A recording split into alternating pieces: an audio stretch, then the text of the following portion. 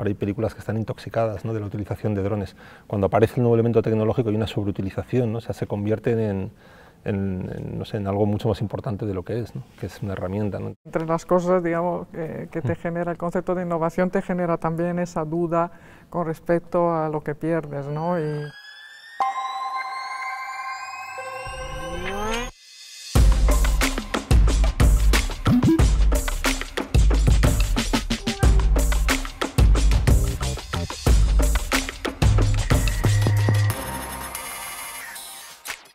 La cosa que me llama más la atención del concepto de innovación, y no sé si hasta qué punto tú estás de acuerdo, lo veo como problemático, un poco me preocupa, porque como historiadora, que estoy acostumbrada a trabajar efectivamente con los procesos de cambio, ¿no?, las transformaciones, etcétera, me preocupa del concepto de innovación esa idea que tiene un poco teleológica, ¿no?, que hay que ir en una determinada dirección y que por lo tanto pues, hay cosas que son mejores que otras porque vienen después, ¿no?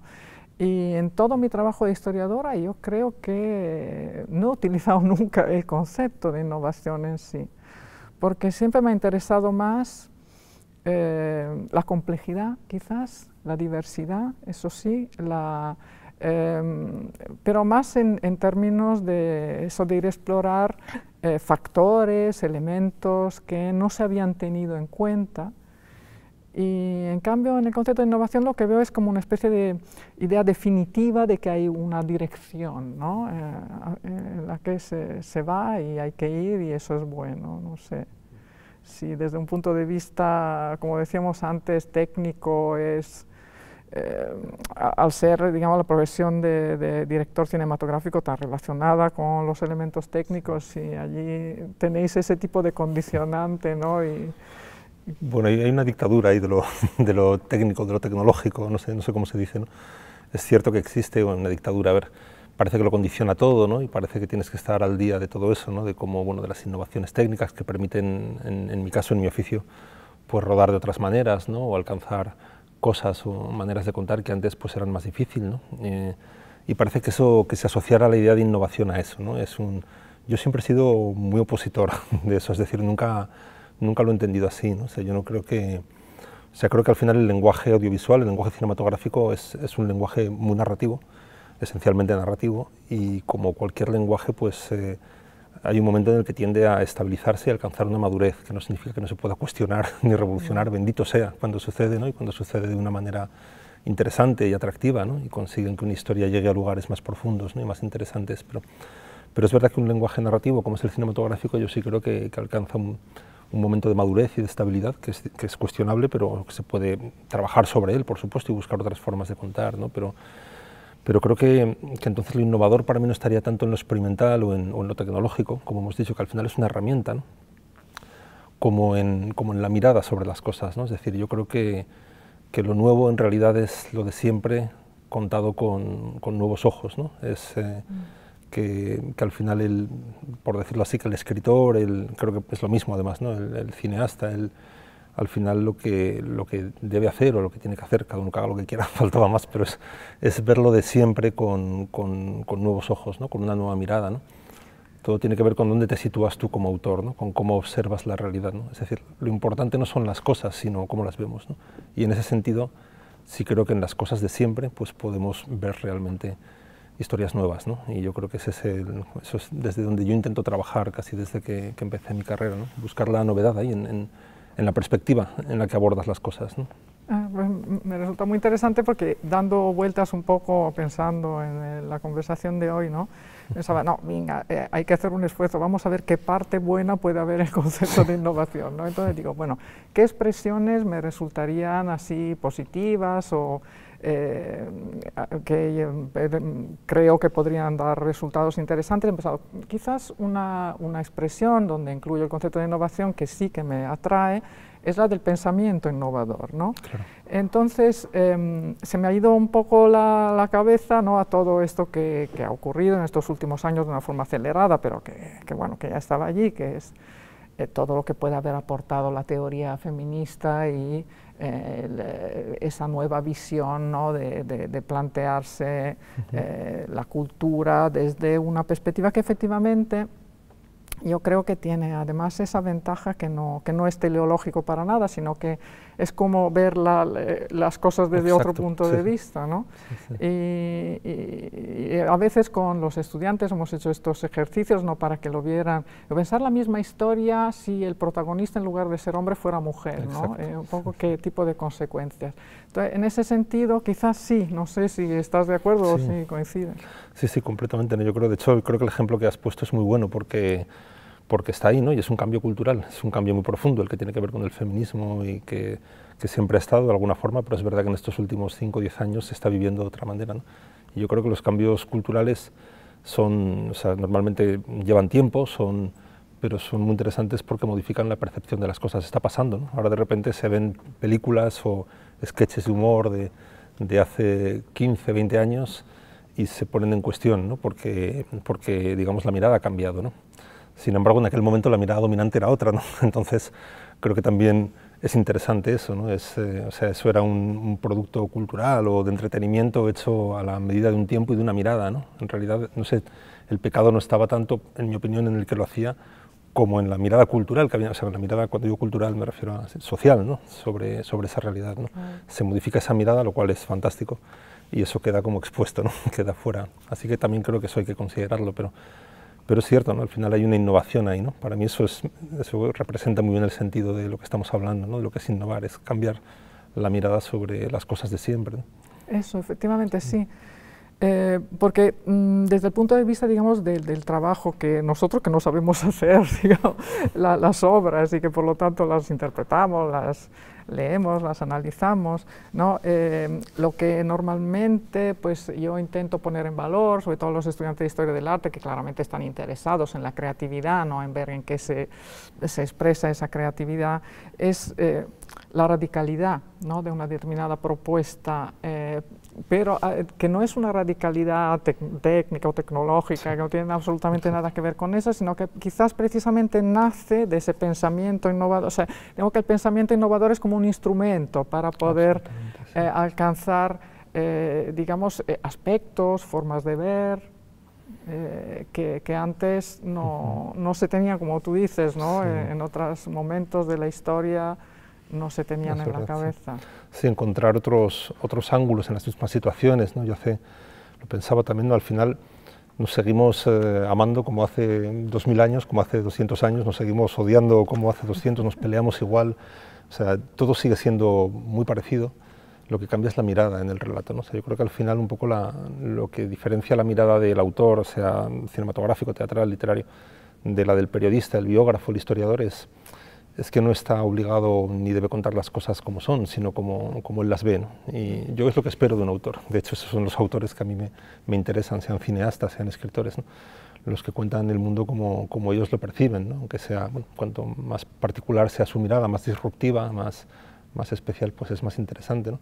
Pero creo que al final es eso, ¿no? Yo siempre he vivido mi oficio como el enorme privilegio de contar el mundo desde mi rincón, ¿no? Desde decir, bueno, yo estoy en este rinconcito y veo las cosas así, ¿no? Y poder hacerlo, que me dejen hacerlo y que luego además eso tenga algún valor en algún momento para alguien, ¿no? Es un privilegio, ¿no?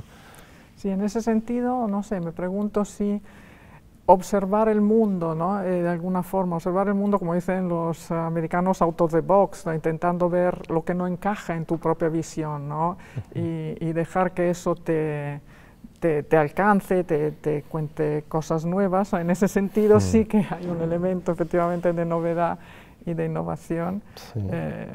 Pero es como que creo que en tu cine efectivamente se ve, ¿no? Esa apertura, esa sí, atención. Porque es verdad, también en lo que dices, también sé que muchas veces lo que más nos cuesta es precisamente admitir en nuestra mirada cosas sobre las que tenemos un prejuicio, ¿no? Del tipo que sea político, sea ideológico, sea... Y yo creo que en realidad lo maravilloso, y de hecho también creo que tiene que ver con lo que estamos hablando, es intentar no tenerlo, ¿no? Romperlo. Todos tenemos nuestra forma de ver el mundo, pero estar abierto a esas otras miradas, ¿no? Sobre, o sea, saber, es como mantener una cierta inocencia en la mirada, ¿no? También, o sea, estar abierto a las cosas, ¿no? Yo eso a veces también cuando hago algún taller, yo siempre creo que el motor fundamental es la curiosidad, ¿no? O sea, que te interesen las cosas, ¿no? Que conservar un poco esa capacidad de extrañamiento que tienes cuando eres pequeño y que las cosas te extrañen, ¿no? Y que digas, ¿y esto cómo es posible, no? Quiero quiero desmontar el motor, ¿no?, que hace funcionar esto, sea una relación de pareja, sea un... Pero quiero desmontar el motor en piezas, entenderlo y volver a montarlo a mi manera, ¿no? Y ahí encontrar un relato, una narración, ¿no? Pero al final es esa capacidad, es esa inocencia, ¿no? Y eso implica, pues lo que tú decías, también estar abierto a cosas que de entrada no aceptarías. De hecho, yo por eso creo que si alguien es autores o personas que son muy... no sé, son más prejuiciosos, más ortodoxos, creo que es difícil que me interese más su relato, ¿no? Porque no están abiertos a otros ángulos, ¿no? Sí, desde ese punto de vista supongo que en eso estarás de acuerdo. El cine, por ejemplo, de Pasolini es como muy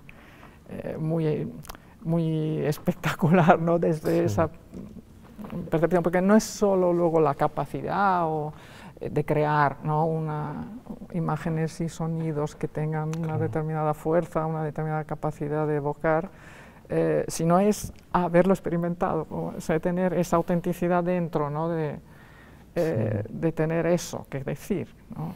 Sí, que salga de algún sitio, exacto, ¿no? Salga un poco de las tripas, ¿no?, de la necesidad de contar las cosas, ¿no? Sí, seguro que es un buen ejemplo, ¿no? Es verdad que al final son los cineastas, pues sí, más interesantes, ¿no? Y bueno, supongo que también a mí hay muchos directores de esa época de italianos que me gustan muchísimo, ¿no?, precisamente por su manera de acercarse a la realidad, ¿no? Eso, sí. Sí, tal vez son historias más costumbristas, pero siempre hay algo, ¿no? Siempre hay algo también para mí en la manera en la que el director se relaciona, o el autor, ¿no?, el escritor, con sus personajes, ¿no? O sea, qué relación establece, ¿no? Es de compadreo, ¿no?, soy uno más de ellos, estoy dentro de la película o no, o les miro con distancia, esa distancia me permite reírme de ellos, ¿no? Que por ejemplo creo que a veces el humor y la comedia negra española creo que a veces es un poquito más cruel que la italiana, ¿no?, porque creo que nosotros somos un poco más así, ¿no? Y que el humor de Berlanga, de los directores de esa época, pues a veces es un poquito más cruel y más doloroso que cuando lo hacían pues esos grandes, ¿no?, pues, directores italianos, Monicelli, Risi, que hay una capacidad mayor de ternura, ¿no?, de proximidad a esos personajes, y a mí eso me encanta, claro. Gustándome mucho los nuestros, pues quizá por eso siempre me gustó mucho. Sí, allí hay una diversidad, pero al fondo está una actitud similar con respecto a lo que habíamos dicho, o sea, es ese intento de que salga algo que no tienes previsto, de la humanidad, que te desencaja un poco tu propio discurso, ¿no? Claro.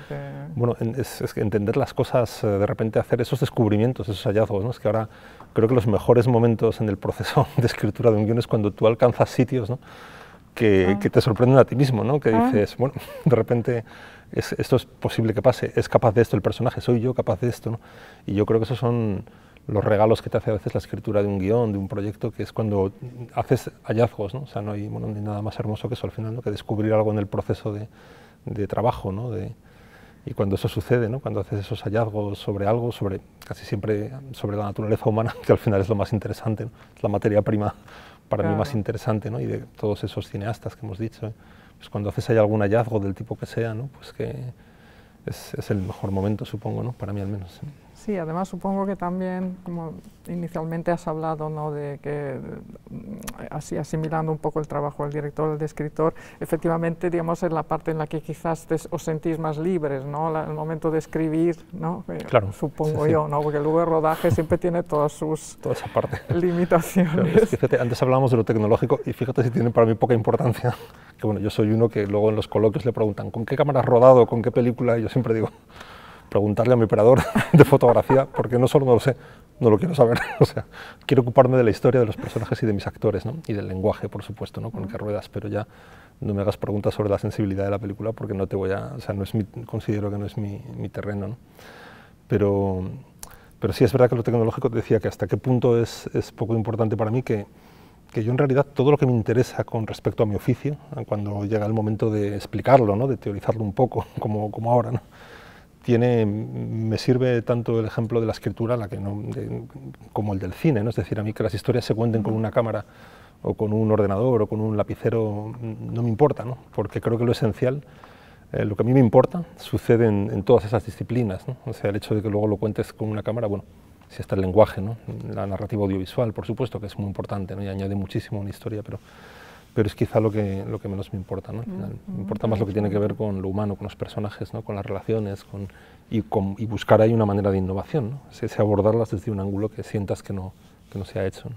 Sí, yo recuerdo una única vez que tuve la oportunidad de estar con Berlanga, que vino a la Autónoma y luego comimos un grupo de personas todos juntos, y él estaba como muy entusiasmado con la posibilidad, él dice, filmar personas que están en una mesa siempre es complicadísimo porque la cámara ocupa un sitio, ¿no? Por lo tanto no puede. Entonces él estaba absolutamente fascinado estaban llegando desde hace muchísimos años, todas las noticias sobre las nuevas cámaras digitales, todas estas posibilidades, y eso se notaba que eso, por ejemplo, siendo él una persona, creo yo, ¿no? Que daba una atención a los seres humanos absoluta y total, ¿no? Pero sí que se le notaba que dice, pues mira, si eso me solucionara ese problema... Bueno, claro, sí, sí.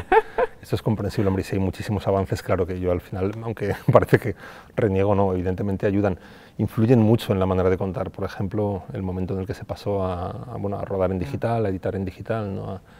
Es verdad que yo no siento que afecten tanto a lo esencial de lo que a mí me interesa en las historias, pero es cierto que sí modifica cosas, también diré que para bien y para mal, ¿no?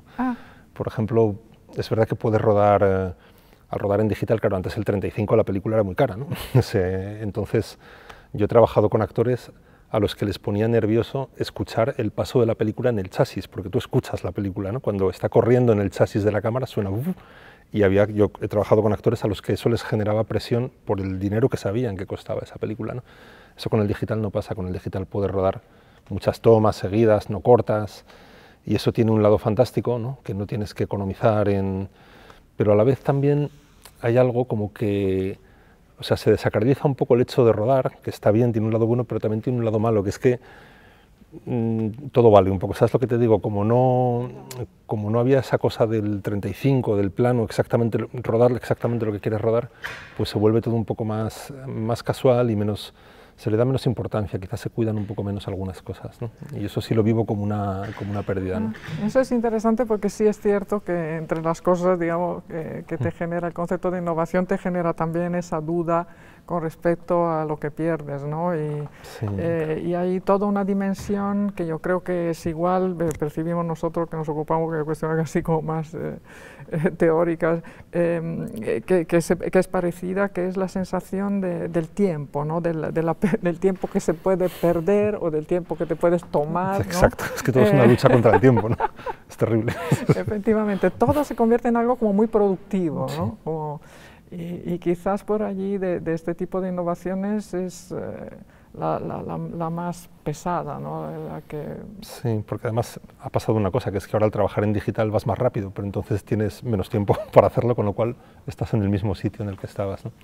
Y por ejemplo, con esto del rodaje que decía, yo creo que el reto, o lo que intentas es trabajar en digital, que tiene muchísimas ventajas, todas, pero con mantener la tensión de trabajo de cuando trabajabas con 35, ¿no? milímetros, con película. Entonces no siempre es fácil, porque claro, te puedes relajar, ¿no? Pero intentar conservar esa tensión de trabajo, ¿no? Y depende de cómo trabaje cada uno, ¿no? Pero saber que al final ahí tienes que tener muy claro lo que quieres sacar, ¿no? de ese momento de trabajo, ¿no? Y sí, el enemigo es el tiempo, siempre es. Sí, y no necesariamente, sí, a veces se piensa que todo esto sirve, pues eso, que en el cine la mayor presión, digamos, es el hecho del dinero, ¿no? Los actores que se preocupan del celuloide que pasa y que cuesta. Era un actor un poco de la vieja guardia, así que eso le imponía más los jóvenes, ¿no? No te creas, eso era. No. Pero sí, había esa inquietud suya, ¿no? Me acuerdo que tapábamos el chasis de la cámara con abrigos, para que no lo oyera. Ah, sí. Y él le seguía generando ansiedad. Fue un momento de rodaje, era mi segunda película, yo estaba aprendiendo, bueno, espero seguir aprendiendo hoy todavía, pero decía de repente, mira este momento, ¿no? Donde para él esto le bloquea, ¿no? Y le impide hacer su trabajo, ¿no? Y fue muy curioso, ¿no? Sí, es muy curioso porque te hace ver en qué sentido, ¿no? La industria, ¿no? Este concepto tan así como elevado, que no se sabe bien qué quiere decir, la industria se ha hecho una cosa muy concreta, que es interrumpir la concentración de un actor. Exacto. Y que, sin embargo, cuando cambias de tecnología, donde teóricamente, como tú dices, el coste se convierte en una preocupación menor, pero eso no implica que eso mejore luego del todo, las condiciones, ¿no? Sí, algunas formas de trabajo especial. Sí, yo creo que esto al final, bueno, en el cine más que seguramente, yo creo que el cine tiene algo muy particular, para mal, supongo que hay un lado bueno también, que es que al final trabajas contra reloj, porque la producción es muy cara. Claro, al final en un set, pues en un rodaje hay 80 personas trabajando, 100, Y claro, todo eso, entonces es de los pocos trabajos, o al menos, ¿no? Es uno en los que el trabajo de creación está completamente supeditado al tiempo, ¿no? O sea, el creador, en este caso el que dirige, tiene una mano en la espalda permanentemente recordándole que no tiene mucho tiempo, ¿no? Y eso es bastante estresante, ¿no? A la vez es interesante porque, no sé, tienes que manejar eso también, ¿no? Y tratar, por ejemplo, de que eso no llegue a los actores, ¿no? De que eso no se transmita a los actores, ¿no? Para que ellos se sientan cómodos, ¿no? Yo a veces siento que esa es mi principal función en el rodaje, ¿no? Generar la atmósfera para que ellos puedan sentirse cómodos, trabajar, crear, ¿no? Sí, yo te confieso que he visto pocos rodajes, algunos sí, me fascina obviamente. Y es curioso porque en cambio visto desde el otro punto de vista, la sensación que se transmite es completamente romántica, o sea, es como un grupo de personas enorme donde conviven personalidades sí. y tareas y oficios de todo tipo, con todo tipo de tensiones, imagino, pero que todos juntos tienen que superar eso y en ese tiempo, como tú dices, esa es la belleza, de forma, pues eso, casi como el ideal romántico de la creación, ¿no? Sí. Eso, lo único que importa es sacar adelante esa película. Sí, yo creo que esa es la belleza. También antes decía que el lado bueno es ese, ¿no? O sea, la dificultad es el contrarreloj y también que sea un trabajo colectivo, ¿no? Porque al final los 80 que están ahí y los otros 80 que vienen luego en la postproducción tienen que estar todos en esa misma, pues en esa misma cosa, ¿no? De sacar adelante esa película y de contar la misma historia, ¿no? También, no que cada uno quiera contar un poco la suya, ¿no? Y eso es lo que lo hace más difícil, pero también cuando sale, que no siempre sucede, cuando sale bien, pues es lo que lo hace más bonito también. Y en eso, por ejemplo, ¿tú crees que puede haber innovación? ¿Ha habido innovación? ¿Hay cambios que puedan cambiar? Porque, digamos, el territorio de las relaciones humanas parecería un poco donde nos podemos resguardar, ¿no? Y estamos a reparo de esa tensión hacia la mejora de la productividad. Claro. ¿Y tú has visto, digamos, cambio? ¿Crees que o ese va a ser para siempre la parte romántica? Bueno, yo creo que efectivamente, yo creo que en la parte humana de ese trabajo, ¿no? de un rodaje, de todas las relaciones que uno establece, ya no en el rodaje, antes, ¿no? Los vínculos que uno establece con sus productores y después con su editor, y durante el rodaje es el momento más intenso, claro, ¿no? Porque es donde el tiempo corre más rápido, ¿no? Es el momento más caro de la producción, con lo cual es donde... Pero es verdad que todo ese conjunto de relaciones eso yo lo he sentido cambiar poco en estos ya casi 25 años, ¿no? Haciendo películas, alguna más, lo he sentido cambiar poco. Y en lo único que lo he sentido cambiar, y siento no sonar muy positivo, es que al final cuando hay más presión y menos tiempo, tienes que correr más, ¿no? Y entonces a veces con amigos añoramos cuando hace 20 años hacíamos una película y había tiempo para disfrutar y debatir más las cosas y luego socializar más, ¿no? Entonces se generaban más, incluso yo creo que más amistades y más... Y eso es algo que cuando tienes menos tiempo, pues todo el rato estás dedicado al trabajo y eso no sucede tanto, ¿no? Eso sí, eso lo he sentido, que en los últimos años, en las últimas 3 películas, eso es mucho más difícil porque otra la innovación mala. Sí, no sé si es tanto innovación como si es una involución, ¿no? Involución, sí. Pero...